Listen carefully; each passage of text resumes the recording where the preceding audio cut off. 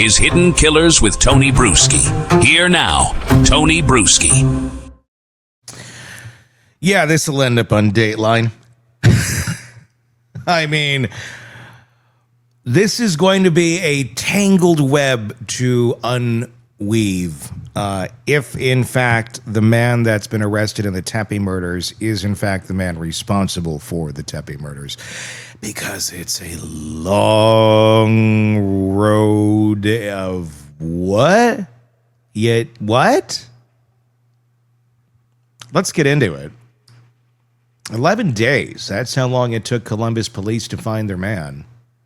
And when they did, he wasn't hiding in some basement apartment. He wasn't living off the grid. He was a vascular surgeon in Illinois, making small talk with neighbors by the pool of his luxury Chicago apartment building. Michael David McKee, 39 years old, arrested this last Saturday morning in Rockford, Illinois, charged with 2 counts of murder in the deaths of Spencer and Monique Tepe. His ex-wife and her husband shot dead inside their Columbus home on December 30th while their 2 young children were in another room. Well, this must have been a recent divorce, right? No, 2017. Almost a decade ago. Yeah. Like, what? Huh? Seems like most have moved on pretty well, right? Like, what? You know, I don't know. A lot of questions here.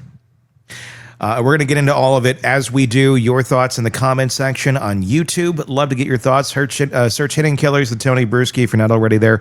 Do that same search over on Substack and you'll find us. The link to our Substack is in the description. It's on the screen right now, hiddenkillers.substack.com. That's where you can comment and interact with me directly. And you can also get access to our videos and our reporting a day before it goes public on most videos. And it's free. And it's ad-free. All of it right now for a limited time on our Substack. Please do check that out. The link, like I said, in the description. Okay. So one of McKee's neighbors, a woman named Jared Lind Kalrick, she spoke to ABC 7 Chicago after the arrest, and what she said should sit with you for a while. Quote, I sat down with this man, she said, talked with him at the pool, barbecuing, about what a beautiful day it is. And it turns out to be a killer. It's kind of shocking. She added he did not seem like somebody that would do something like this. They never do. You never know. You meet people everywhere and you don't know if they're a serial killer. What are the odds? It's funny. I actually looked that up the other day. Like, what are the, and this is not a super scientific study. This is me using AI and research to try to come up with some sort of a number. But the number may shock you. In your lifetime, an average of 1 in 100 people, again, not super scientific, but based on the numbers that exist. And this is just based on known serial killer numbers. You can't really do this on speculative, are there a lot of serial killers out there that we don't know exist and get away with it for their entire lives? This is just based on the pure numbers that we know exist. But 1 in 100 people will interact with a serial killer at some point in their lives. Probably not even known. And that may mean they handed you your bag of chicken nuggets at the drive-thru. It can be that simple, or it can be, obviously, like your brother or something. But 1 in 100, at some point in time, they seemed like such a nice chicken nugget hander-outer. I would have never have seen that coming. But that's, that's the interaction level. That's the odds, basically, that you may come across one. And if you ask me, the odds are probably a lot higher than that, because I don't think we catch most of them. We don't. There's more unsolved murders than there are solved. So that really puts your numbers higher. So that's the thing about this case. On paper, Michael McKee looked exactly what he was supposed to be. A surgeon, licensed in Illinois and California, graduate of Ohio State's College of Medicine, no criminal record beyond traffic tickets, no malpractice claims, no disciplinary action, clean, respectable. The kind of guy you'd trust to cut you open and put you back together. And now he's sitting in a jail cell in Winnebago County, waiting to be extradited back to Ohio to face murder charges. Obviously, everyone's innocent until proven guilty, but here's how they caught him. Columbus detectives spent 11 days combing through surveillance footage from the Wineland Park neighborhood where the Tepes lived, and they found something. A vehicle caught on camera arriving near the Tepe home just before the estimated time of the murders, between 2 and 5 a.m. on December 30th, and leaving shortly after. They tracked that vehicle, found it in Rockford, Illinois, and found evidence linking Michael McKee to that car before and after the killings. You might remember that surveillance video police released on January 5th, the one showing the hooded figure walking through the alley near the Tepe home in the early morning darkness, light-colored pants, dark jacket, moving with purpose. Police haven't confirmed whether that figure is McKee. They've said they don't want to compromise the ongoing investigation, but the timing kind of lines up, according to them. McKee was taken into custody Saturday morning without incident, booked into the Winnebago County Jail at 11:57 a.m. There was no chase, there was no standoff, just a surgeon who went to work one day and ended it in handcuffs. So let's talk about who Michael McKee was to Monique Tepe, because that's where this story gets a little uncomfortable. They were married August 22nd of 2015. That's what the invitations originally said. And by March of 2016, they were separated.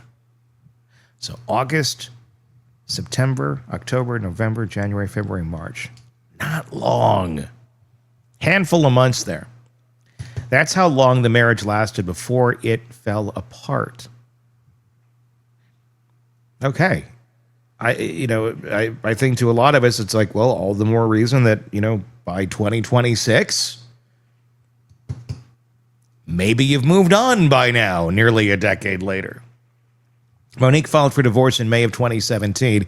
It was finalized a month later, in June. The grounds listed in the decree, incompatibility. That's the legal term. What it actually looked like, we can only piece together from the paperwork. So here's what we know from the paperwork, from the divorce documents, and glean from it what you will. A 55-page packet obtained through public records request. At the time of the filing, Monique and McKee were already living in different states. She was in Westerville, Ohio, working for Nationwide Insurance. He was in Roanoke, Virginia, doing his surgical residency at Carlington Clinic. Whatever they tried to build together, it was already over by the time the lawyers got involved. And then there are the details that tell you more than any legal filing ever could. In her affidavit of property, Monique listed her engagement ring and her wedding ring as separate property, not marital assets. Separate. Under the column that asked why she was claiming them as separate property, she wrote 2 words: I paid. She bought her own engagement ring. $2,500. She bought her own wedding ring. $3,500. And she wanted that on the record. The separation agreement included a clause requiring Monique to reimburse McKee exactly $1,281.59 for what the document called miscellaneous debts. And if she didn't pay it by July 1st, 2018, interest would accrue at 23%. Like a credit card, 23% on $1,200 from your ex-wife. That's not standard boilerplate language of a divorce decree or agreement. That's something else entirely. Throughout all the documents, Monique is referred to by her maiden name, Monique Frances Sabaturski, not McKee. Either she never legally took his name during the marriage, or she'd already gone back to Sabaturski before the paperwork was filed. Either way, the message is clear. She wanted distance. She wanted out. The divorce included the mutual restraining order. Now the Columbus Dispatch points out that this is standard in divorce proceedings. It prevents either party from accessing bank accounts or assets without court approval while the case is pending. There's no indication this was related to violence or threats, but when you stack it on top of everything else, it adds some texture to a picture that was already pretty stark. No spousal support was awarded. Both parties paid their own attorneys. Monique paid the filing fees and a fee for a private judge to expedite the proceedings. She wanted this done fast, quiet, and final. And here's what we don't know. What happened in the 8 years between 2017 and 2025? The public record is silent. No restraining orders filed against McKee after the divorce, no domestic violence reports, no stalking charges, no criminal history beyond those traffic tickets. On paper, as of now, and trust me, we're going to find out more soon if there's anything to be found, Michael McKee walked away from that marriage and lived a clean, quiet life. Finished his residency, became a vascular surgeon, got licensed in multiple states, took a job at OSF St. Anthony Medical Center in Rockford, lived in a nice apartment in Chicago's Lincoln Park neighborhood, and Monique moved on too. She met Spencer Tepe. They connected online. According to the couple's obituary, they got married in December of 2020, had 2 kids, a daughter, and now a son, 4 and 1 years old. They built a life in that house on North 4th Street in Columbus. The same house where they exchanged vows, the same house where 5 years later they would both be found dead. So what changed? What triggered this? Did McKee and Monique have contact in those 8 years? Did something happen recently that set him off? Did he even know Spencer Tepe existed before December 30th? Police have not released a motive yet. They've said they don't want to compromise the case, which means either they know something and they're holding it close, or they're still trying to figure it out themselves. Let me tell you about the people who died, because they deserve more than a footnote in the story about their killer. Spencer Tepe was 37 years old, a dentist at Athens Dental Depot, about 75 miles southeast of Columbus. He made that commute regularly. Ohio State grad, fluent in Spanish, volunteered with Big Brothers Big Sisters, members of the American Dental Association. His family described him as a devoted and proud father, a loving partner, and a friend to everyone he met. They said he was a huge Bengals and Buckeyes fan who lived life with energy, laughter, and generosity. He was the kind of guy who showed up on time every time. His boss, Dr. Mark Valrose, told a 911 dispatcher that Spencer was always on time and would contact us if there's any issues. When Spencer didn't show up for work on December 30th and nobody could reach him, Valrose knew something was wrong. That's what prompted the first 911 call at 8:58 a.m. Monique Tepe, she was 39. She had a background in childhood education, but had stepped back to be a stay-at-home mom. Her family described her as a loving parent and joyful mother whose warmth defined her. They said she was an excellent baker, a thoughtful planner, and someone who found joy in bringing people together. She grew up in Worthington, Ohio. She built a home. She raised 2 kids. She was 1 month away from her 5th wedding anniversary with Spencer. They were killed sometime between 2 and 5 a.m. on December 30th. Spencer was shot multiple times. Monique was shot at least once in the chest. 3 9mm shell casings were found inside the home. No weapon was recovered. There were no signs of forced entry. Their children, a 4-year-old girl and a 1-year-old boy, were found physically unharmed in another room. They'd been alone in that house with their parents' bodies for hours before anyone realized something was wrong. I mean, think about that. A 4-year-old awake, maybe, crying, wondering why mom and dad won't answer for hours. The discovery happened in stages. At 8:58 a.m., Spencer's boss made that 911 call. At 9:22 a.m., a Columbus police officer responded for a welfare check. There were knocks at the door and no one answers, and they leave. Around 10 a.m., one of Spencer's, actually that's been reported as they actually went to the wrong house. Around 10 a.m., one of Spencer's friends arrives at the house, hearing children crying inside, looks through a window, sees Spencer's body on the floor next to his bed, lying in blood, and calls 911.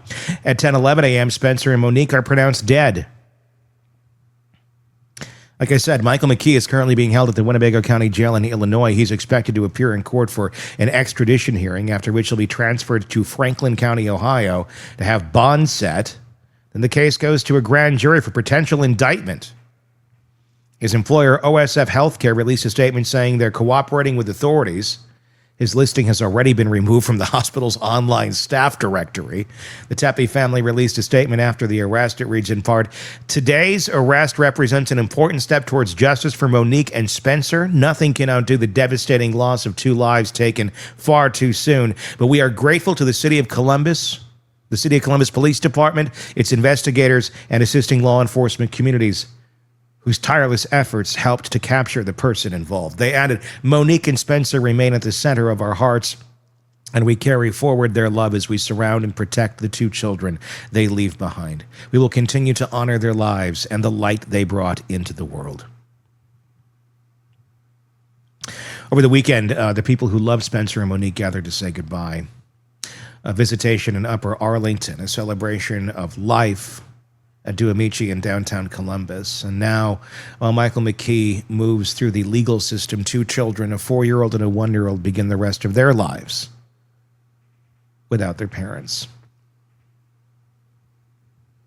Here's what we know for certain. A 7-month-old marriage ended in 2016. A divorce finalized in 2017. A woman who bought her own rings, walked away, and built a new life with someone else. 8 years passed, and then allegedly, her ex-husband drove from Illinois to Ohio in the dark hours of December 30th and killed her and her husband in the home where they'd been married. Police have not told us why. Maybe they don't know yet. Maybe they do not, and maybe they do, and they're not saying. Maybe no one will ever really know. But the facts speak for themselves so far, and whatever answers are still out there, 2 kids are going to grow up with questions that no court proceeding will ever fully resolve. I'd like to learn more. I'd like to learn more.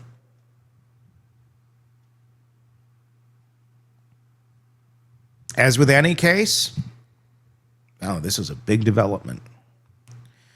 But let's look at the evidence. Let's look at the story. Let's see how this all adds up.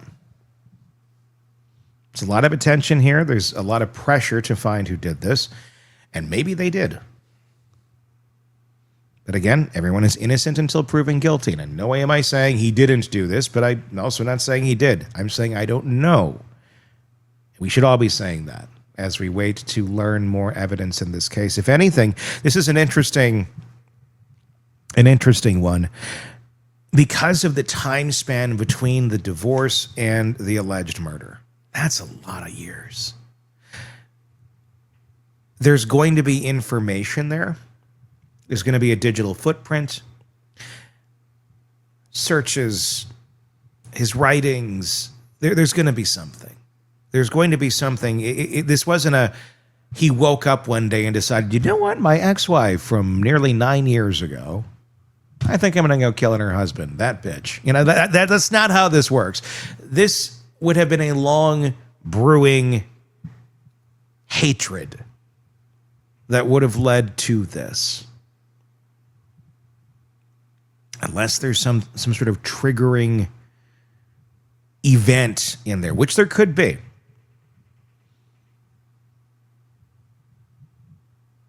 My guess is we're going to find a lot out in the coming weeks. And we'll bring it to you all right here. Give me your thoughts in the comments section on YouTube or directly to me on our Substack. You can interact directly with me on Substack.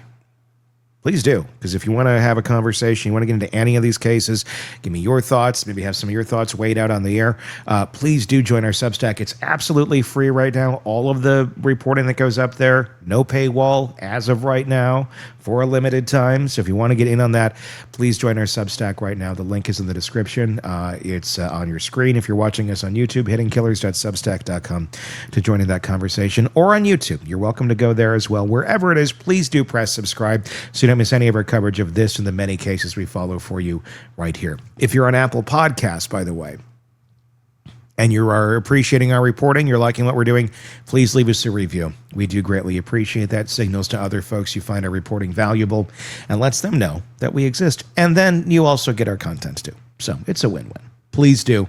If you got a couple seconds, leave us a review there on Apple Podcasts. I really do genuinely appreciate that. All right. We're going to keep on this one. Until next time, I'm Tony Bruschi. We'll talk again real soon. Want more on this case and others? Then press subscribe now and don't miss a moment of true crime coverage from Tony Bruschi and the Hidden Killers podcast.